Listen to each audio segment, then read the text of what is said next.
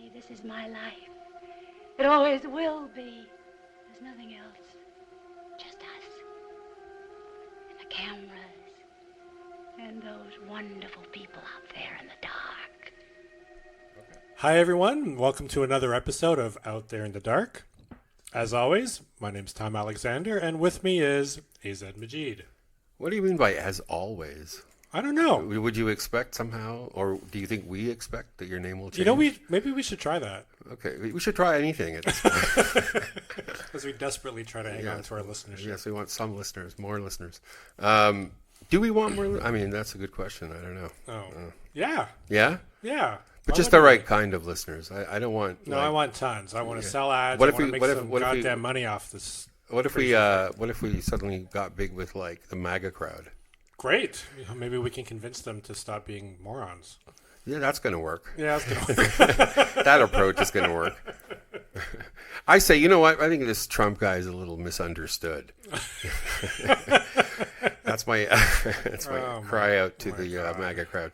No. Okay. Anyway, so... as you can tell, it's a freewheeling episode. Yeah, we're doing kind of a free... Yeah, well, freewheeling. Actually, we should call it that. We're just going to talk about stuff that we've seen lately. Bob Dylan. Shows. Yeah. Bob Dylan. Sorry. We already covered that in the Oscar episode. Yeah, we're going to just catch up with what we've seen recently. TV and movies.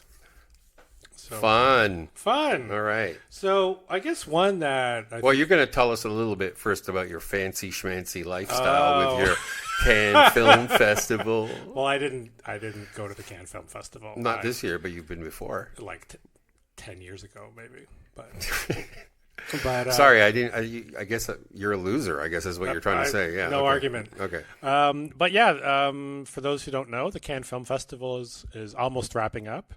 And it was pretty cool. I saw a couple of films that I thought were interesting. I think probably the best one I got to see was an Iraqi film called The President's Cake. And this is about how in the 90s, when Saddam Hussein was the ruler, the rule was that everyone had to celebrate his birthday by making... And so at the school... right. Somebody has to bake a cake. It's a national holiday. It's a national holiday. Everyone has to celebrate, even though there's sanctions on and nobody has any money and people are starving. Right. So, and then... Sounds amazing. This poor little girl is directed to bake a cake for the school. And all these, crazy adventures ensue that are sometimes funny, sometimes tragic, sometimes pretty disturbing. And the film is done in... kind of a style like, the new wave of Iranian films a few years ago. Right. With people like Kiarostami and Makhmalbaf. It has, and of course, for a lot of those films, they had wonderful child actors. And the child actors in this film are unbelievable. Yeah, I don't know how they're amazing. I know. Like Where's the Friend's Home and all the, all of them did movies with kids, right? Yeah. The White Balloon, right? By Jafar, right? Panay, right?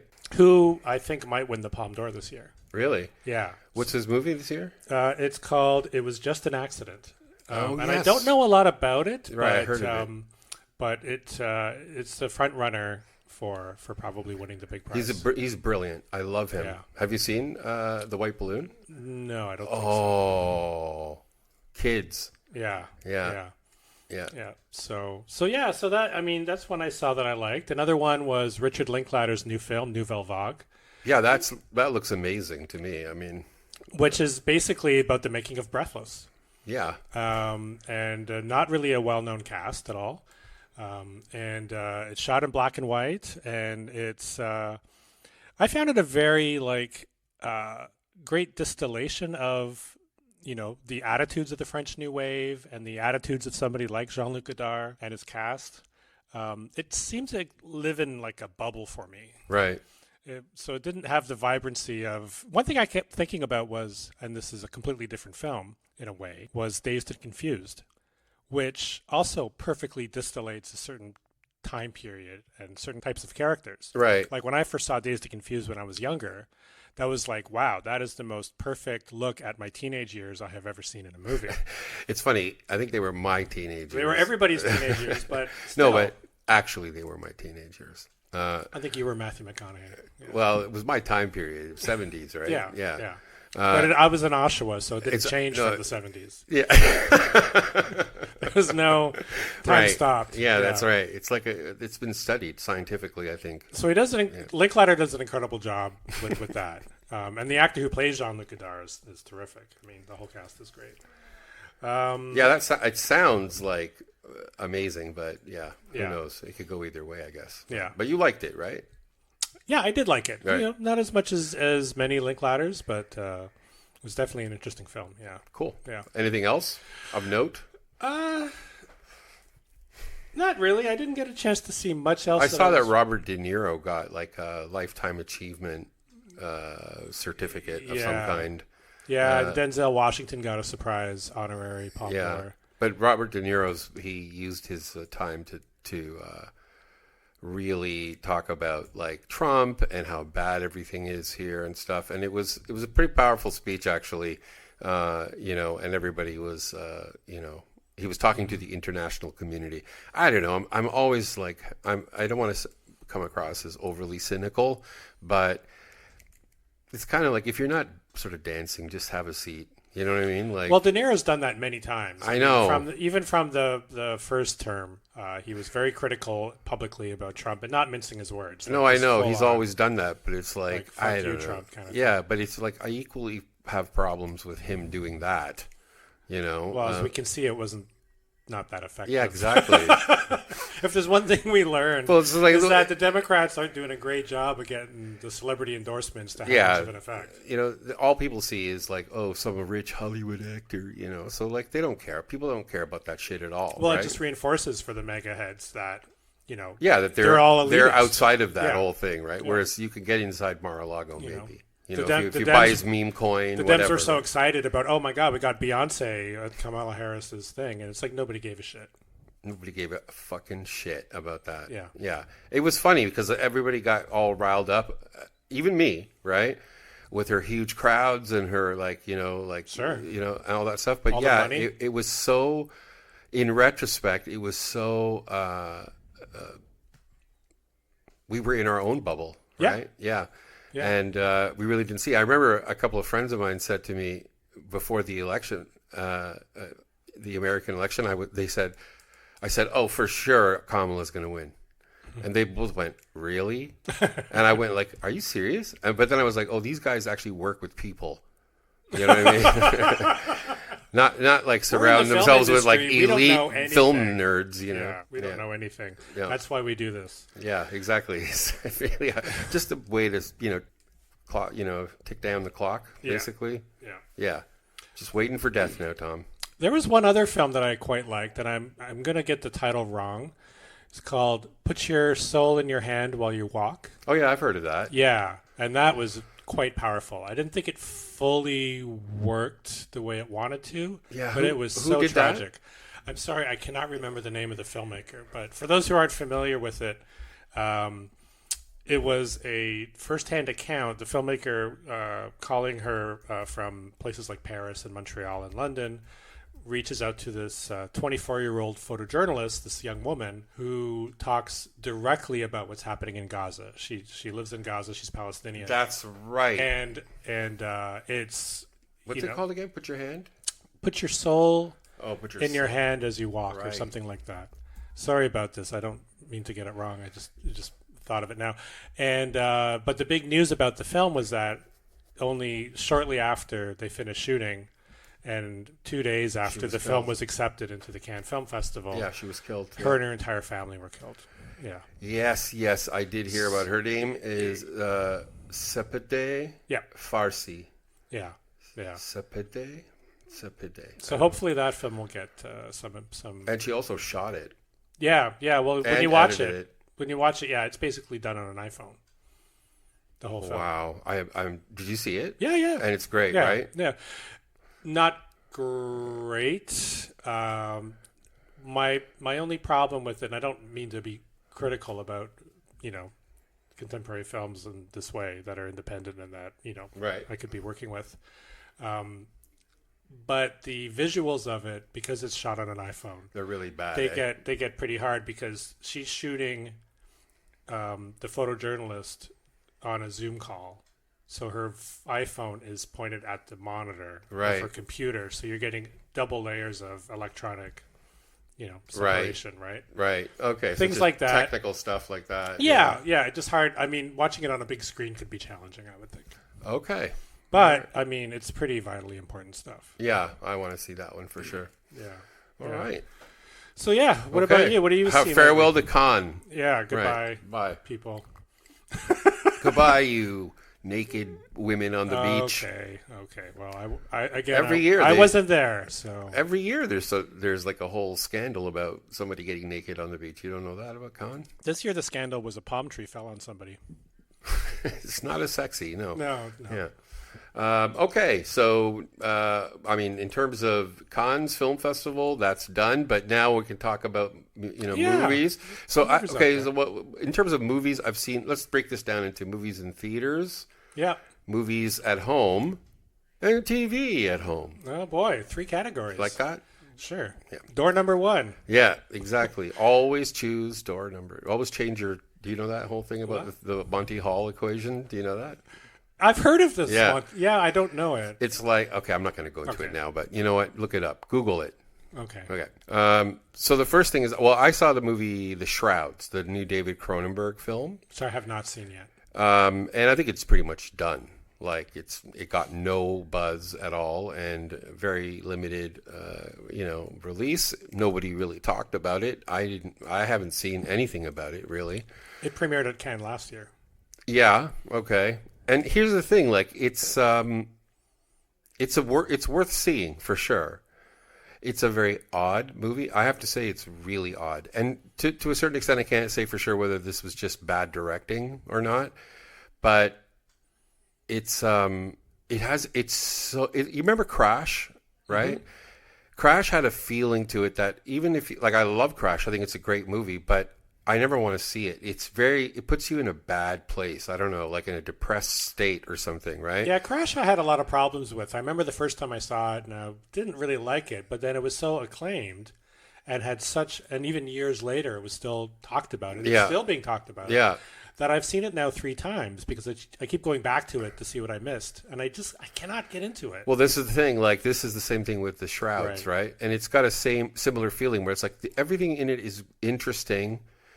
And there's, but there's something else going on there that I wasn't really quite able to click with or something. So, yeah, I don't know. It wasn't like, it was a complicated response on my part. I would say I liked it, but I'd have to see it again maybe. But do I want to see it again? So probably I'm going to leave it at maybe it's pretty good, but but it had interesting ideas. It had interesting ideas in it for sure. Yeah. And that's one thing about Cronenberg. I'll see it at home for sure. Yeah. Cronenberg always, you can have a long conversation about a Cronenberg movie, anytime. So, I got a little obsessed with 1980s Cronenberg. So I was revisiting films like The Brood, The Fly, Dead Ringers, and my favorite is Videodrome. Yeah, Videodrome was fantastic. Just watching these a couple times and was blown away by how they hold up. The Brood I'm iffy on, but the other... I haven't seen The Brood. I saw it once when I was a kid, but I don't barely remember it. Yeah, that's what I hear. I've seen Scanners as well. Yeah, Scanners is a lot of fun. Yeah, very fun. And one that I saw by him actually that scared. I couldn't watch the whole thing. Was Shivers. Yeah, because it's so violent too. I saw it was on TV when I was a kid. Yeah, but I don't remember much about it. Yeah. But I remember it being really icky. Yeah, it's icky is the word. Anyway, that's me. What about you? What's something you saw? Well, yeah. One movie in theaters that I really liked a lot was Sinners, the Ryan Coogler film. To me, I'm sure we're all familiar with it. It was a huge hit and a massive campaign. And it was kind of like a throwback to the big budget Hollywood monster movies, but writ so large. It's pretty epic. It takes place in the 30s, which I love the whole period detail. Michael B. Jordan was great. But what I really liked about it was the way it incorporated blues music from the 30s. There's this young actor who plays a blues musician. He's terrific. I forget his name, and he's not really well known. But the whole idea is that somehow this music calls forth spirits that this community of vampires wants to latch onto in some way, and I thought that was really interesting. And then it turns into just a big, like, like the best episode of Buffy the Vampire Slayer you've ever seen by the end, with Right. massacring all these great zombies. Lots of fun. But then it comes back at the end. If you go see it in a theater, don't leave before this credits start, because there's this lengthy coda that comes in that's really interesting and makes the whole idea of how these vampires stick with this music and how it brings them some kind of soulful meaning. I thought it was great. That's well said. Like, you're right about a lot of that. I saw the movie. I saw it yesterday. I don't know. I was more half and half on it. I think there's some really impressive stuff in there about Black history that was really good. I like the time period that it was done in, right? There was a lot of ideas in it. Sure. The problem for me was there were too many ideas, and the ideas didn't weave together for me. Because the vampire narrative kind of, to me, I would have preferred it without the vampire. The metaphor the metaphor is already, I think, very tired. It's been overused. It's been used for race before. Right. But it's weird in this one too, because it's like it starts off because the first few vampires are white and they're coming to this juke joint that the twin brothers have put together. So it's almost like the vampires are white and the victims are going to be black. But then it gets all kind of melded in as the vampires keep turning other people in the juke joint. You're right. And that was one of those interesting ideas that the leader of the vampires, the white guy, is Irish, actually, and there's quite a bit about Irish music. There's a musical number done in a kind of Lord of the Dance style, right? With vampires dancing and stuff like that, and and that was interesting that it wasn't. They were connecting the Irish experience, and music, because they even talk about the three kinds of music at the beginning, and one of them was Irish folk music, right? And there's something about that. It's not fully clear to me what the connection there is, but I think it has something to do with the fact that there's, a shared kind of history there, and yet there's also a kind of deep racism even within that community, right? And I think what was interesting about that, you're right. In this movie, the use of the vampire metaphor was a little more nuanced, right? Because it wasn't just, it wasn't just, these are the racists, because you have the KKK guys, right? And they're more like, they come in with all that liberal talking stuff, like, hey, we just love music, and they're like, there ain't no such thing as, whatever. They're already talking like the way 60s radicals or liberals would talk.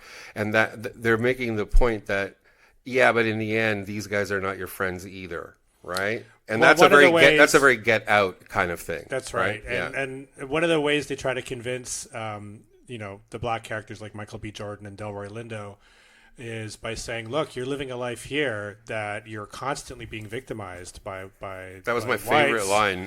And if you join us, we're all equal. And what was interesting is that, and I hadn't seen this in a vampire movie before, the idea that all these vampires share the same consciousness. Yeah, which I thought was kind of half baked. But I understand. Again, this is my problem with the movie.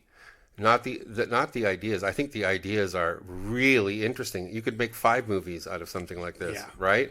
It's not even that. My criticism of movies like this one, and it's a kind of a new genre that I see a little bit more and more happening, which is to kind of weave together disparate elements from genres and from history and from myth and all this stuff, and I like it. It's an interesting thing to do, but I worry about it because it also seems to be glorifying things and deglorifying things in a weird way, right?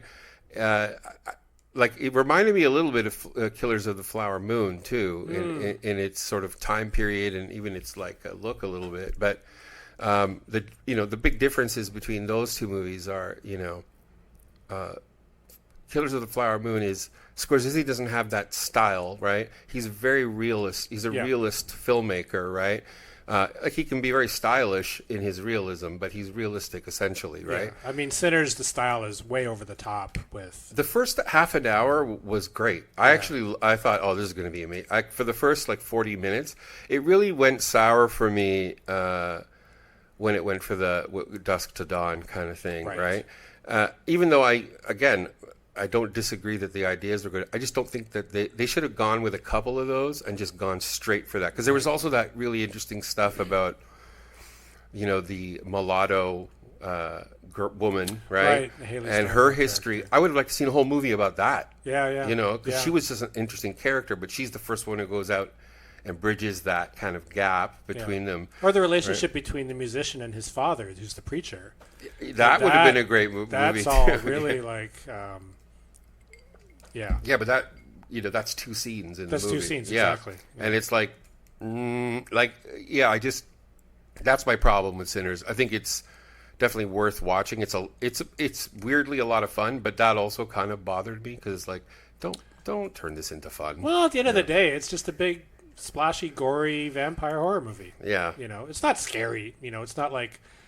No, and it's also like I have to say my big moment at the end was like, come on, man, how dumb are these vampires? They know they see the sun is coming out and they run out anyway. Yeah. Idiots. That's true. Go back into your these are some dumb vampires.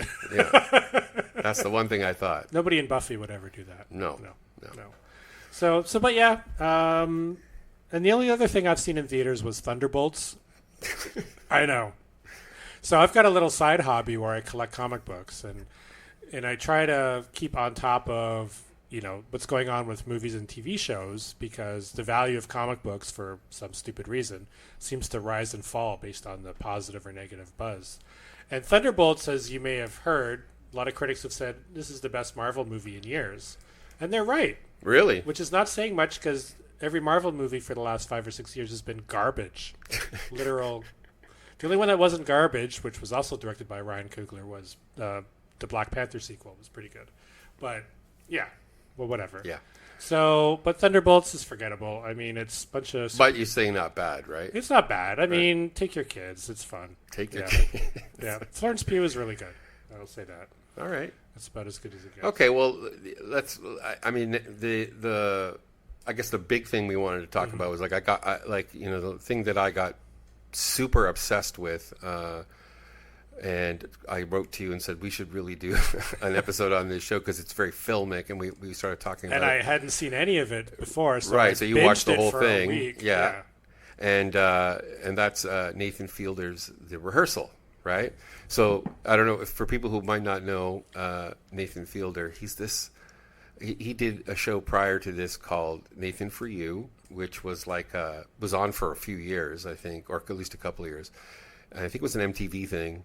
And it was basically Nathan, who's this very deadpan guy, kind of boyish in a weird way. Yeah. Right? Both boyish and mature at the same time. Like a gifted child, right? Yeah, as an adult. And in that show, he would go around trying to help businesses with these absolutely insane ideas, and then he would make them happen, which was the insane part. And in The Rehearsal, what he does, and it's kind of hard to explain quickly, but basically he takes there's 2 seasons, so we're almost at the end of season 2 now. It's still dropping as we record this, but in the first season, it was all about. He wanted to basically. He says, I'm an awkward guy. I have trouble with people, or I'm off-putting or whatever. And he wants to help people, who have problems, social problems or problems talking to people or saying what they want to say, and he wants to give them a rehearsal to do it. So, but he goes so far, it becomes a kind of madness almost, right? Where he's rebuilding, like, you remember the very first guy he talks to, the guy who doesn't want to admit about the trivia thing. Yeah.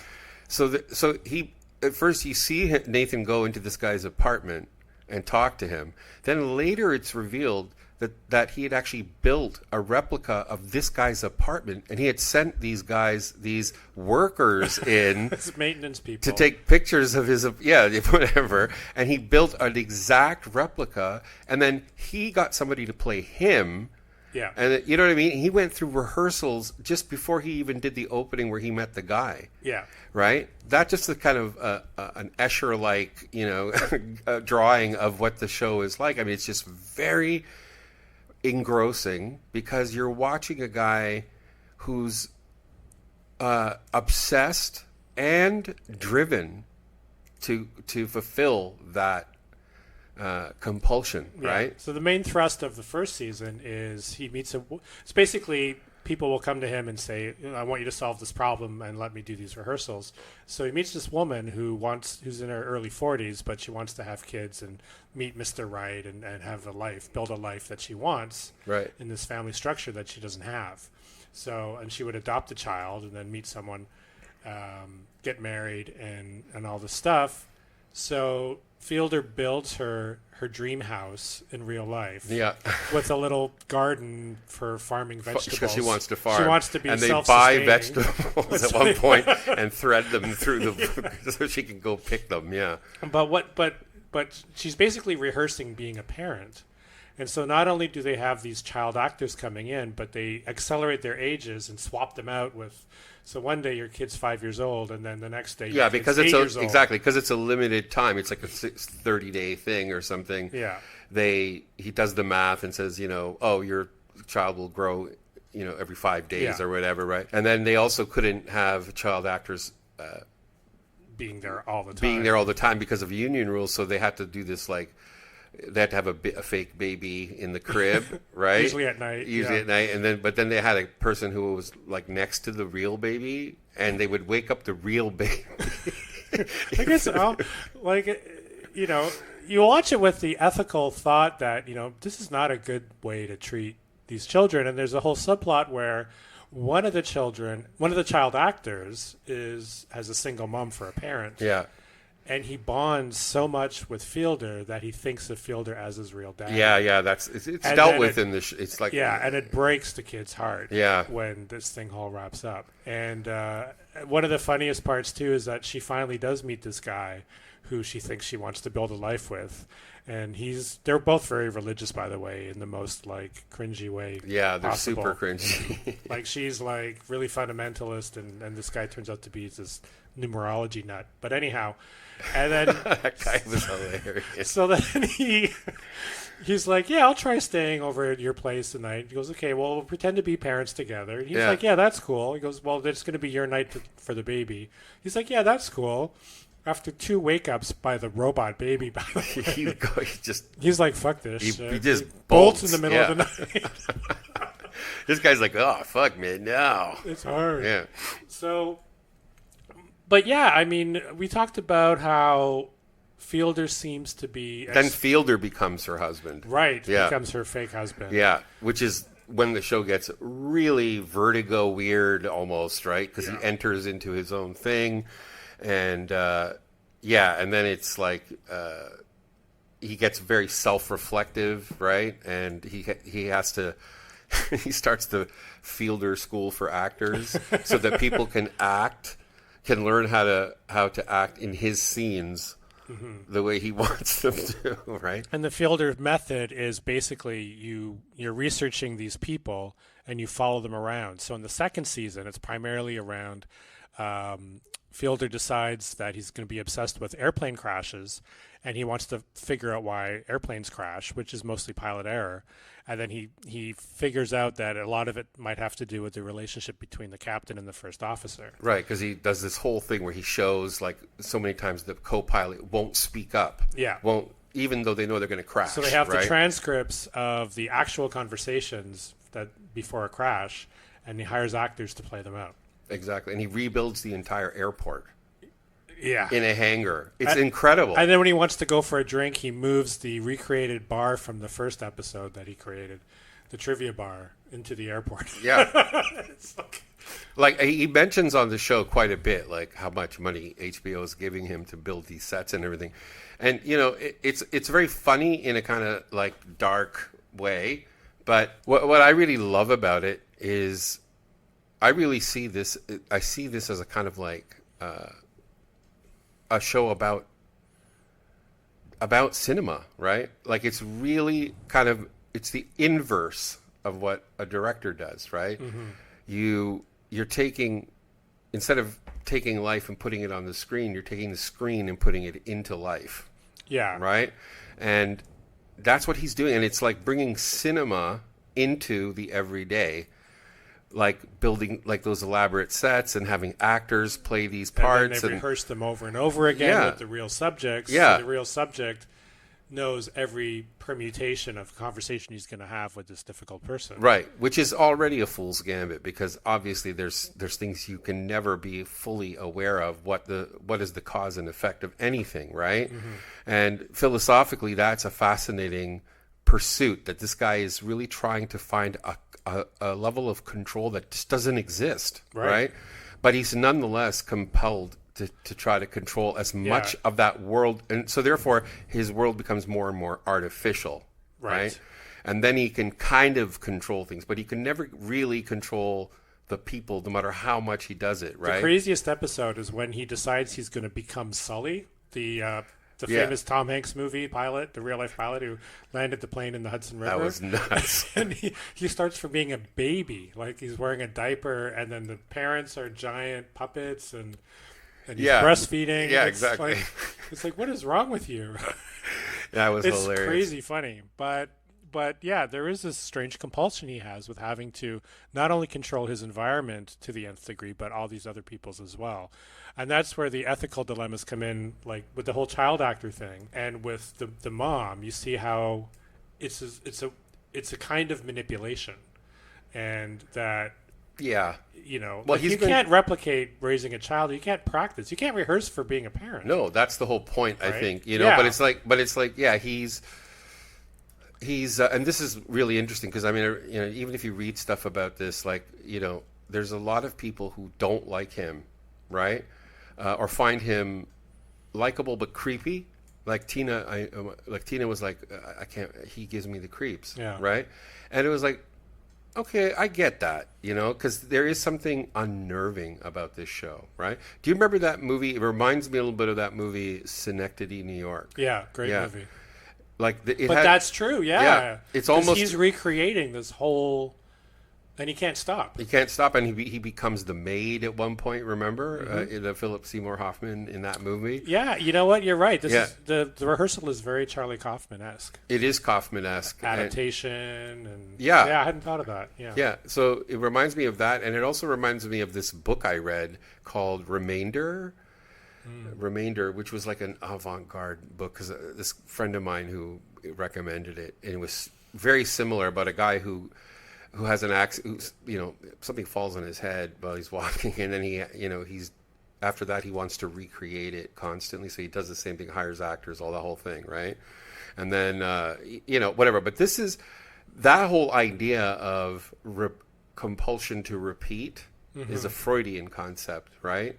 Compulsion to repeat is like you keep and we do this in our own lives because you do some, let's say, relationships, right? Like you get into relationships, you may have one, you may have 10, right? But okay, you find yourself in a similar place every single time, and you're like, well, wait a minute, I said I was never going to do this again, right?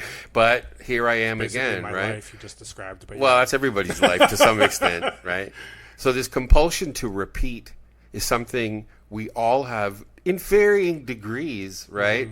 A need to do, and it's about going over the ground like a detective, like Scotty in Vertigo, right? Right. Trying to find like what's caused this, you know, this cycle to continue like this, right? And so it's similar to that.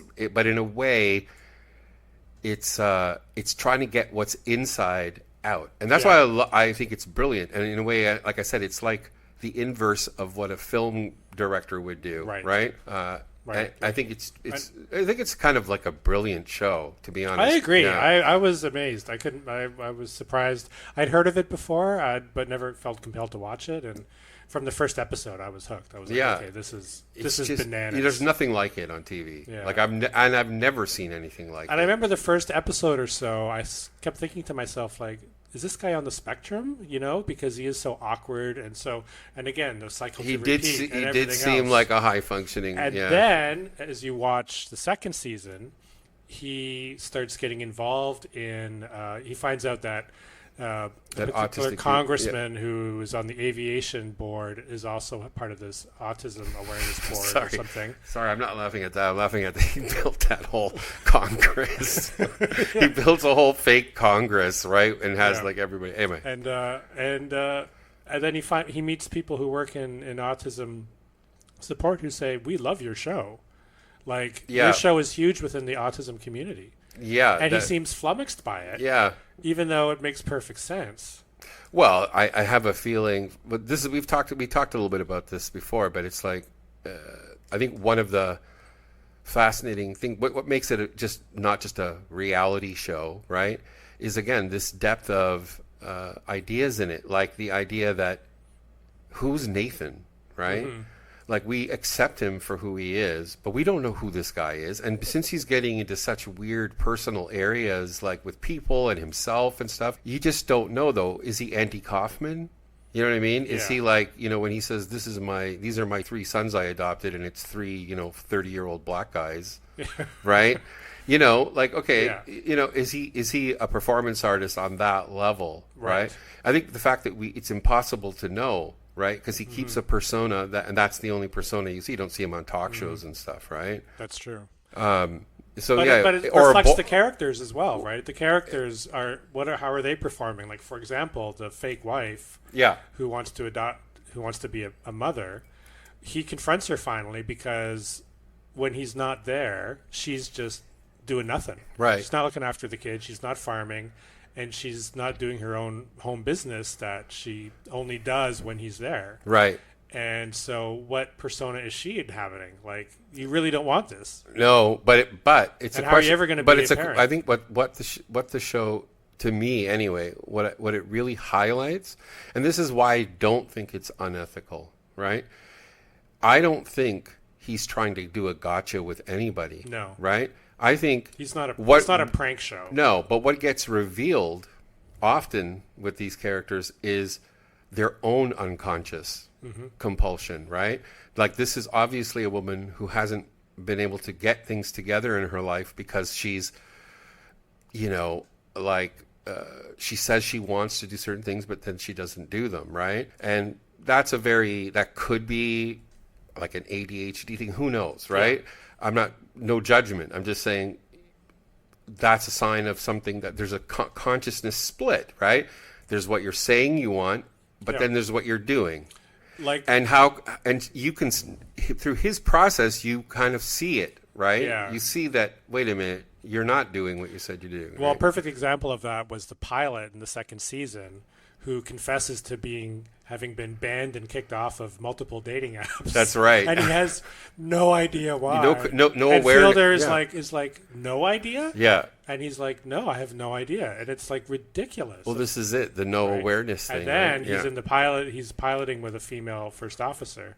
And you can see exactly why he got kicked off of every dating app. Yeah, just totally inappropriate. And one of the, I don't know, like one of the best things about season 2 is that he for a few episodes he sort of focuses on this one co-pilot who's very shy, right?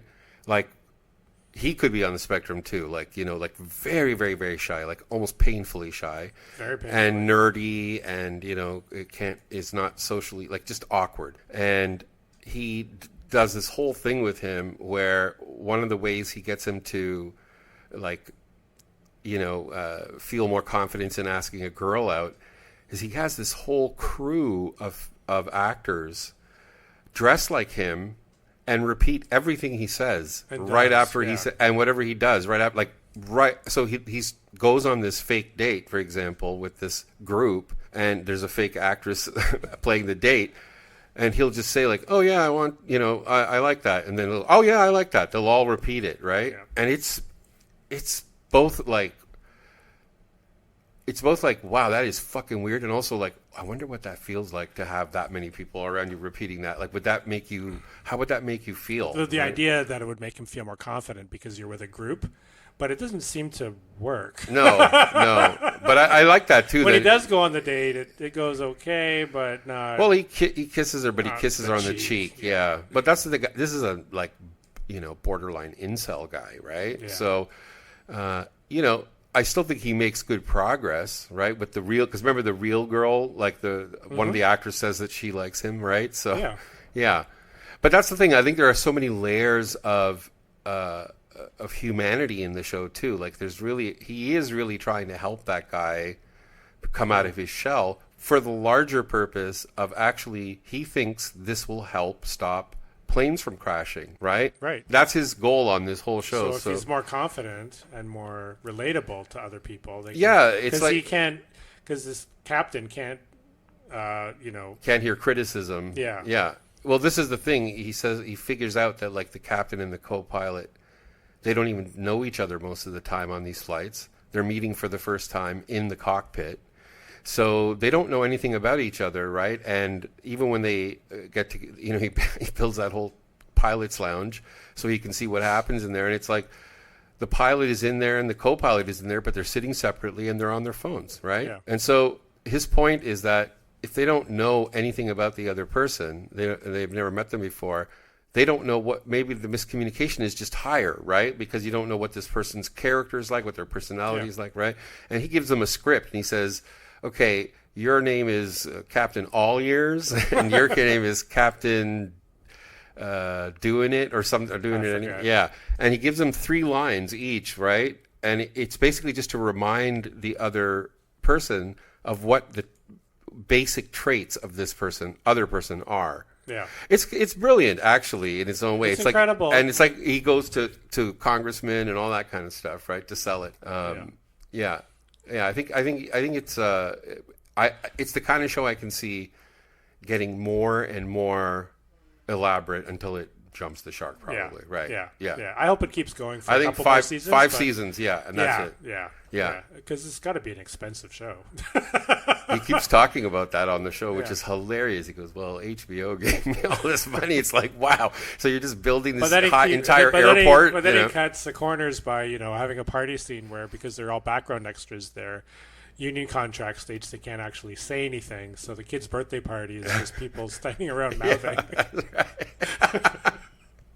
It's crazy. I mean, we both highly recommend y'all. Watch the show. In Canada, it's on Crave, and in the US, it's on HBO Max. Yes, it's it's great, and it's very much. I'm very interested in what's happening next in cinema, right? Mm-hmm. Like, what is going to be the next thing? Because we've been just sort of like grinding our wheels now for a long time, in terms of the format, in terms of what that experience is, right? Like going to the theater, sitting in front of a screen, watching a movie, right?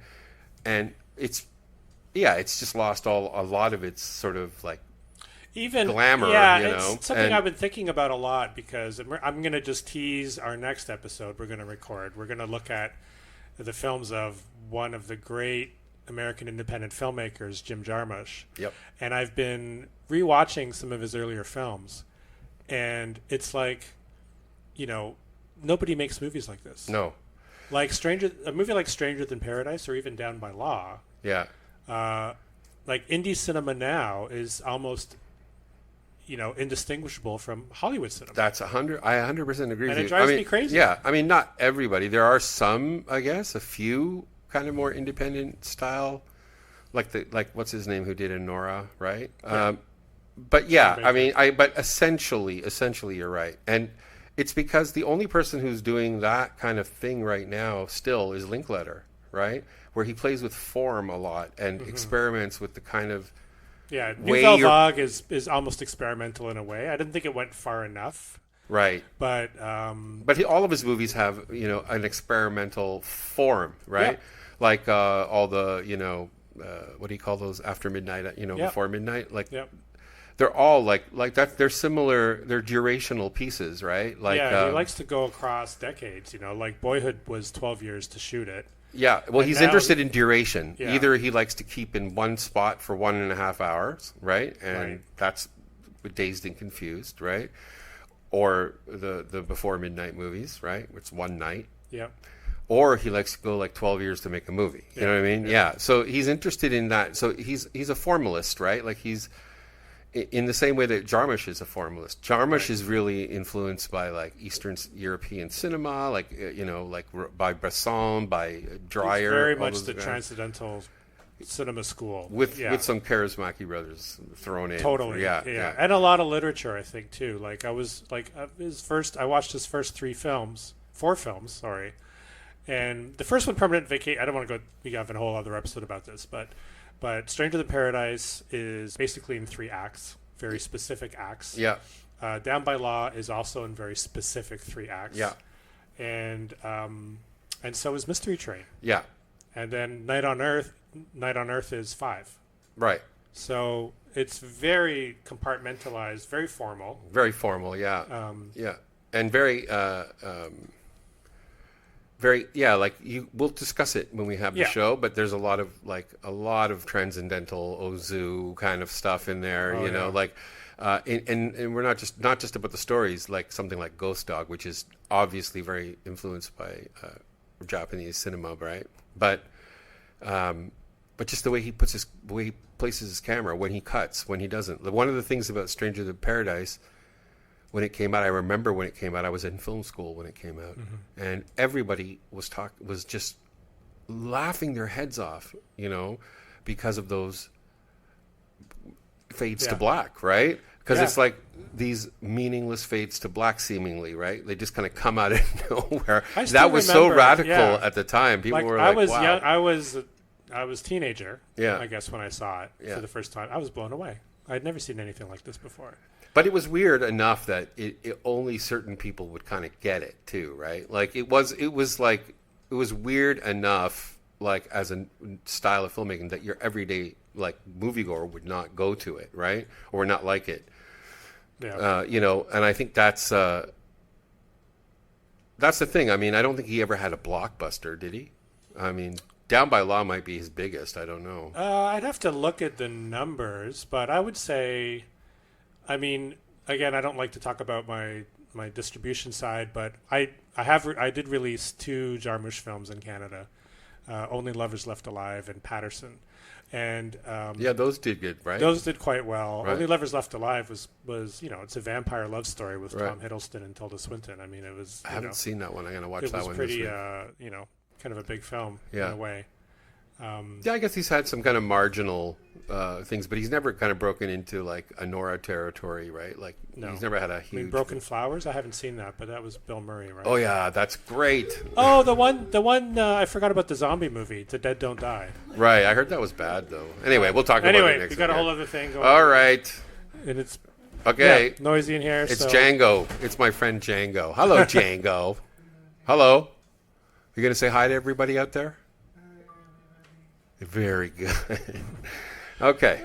Anyway, and so I guess That's it. That's our that's our it. messy, shambolic show. Very shambolic. And Shambolic show. we will see you out there in the dark. Fuck off, Tom. No.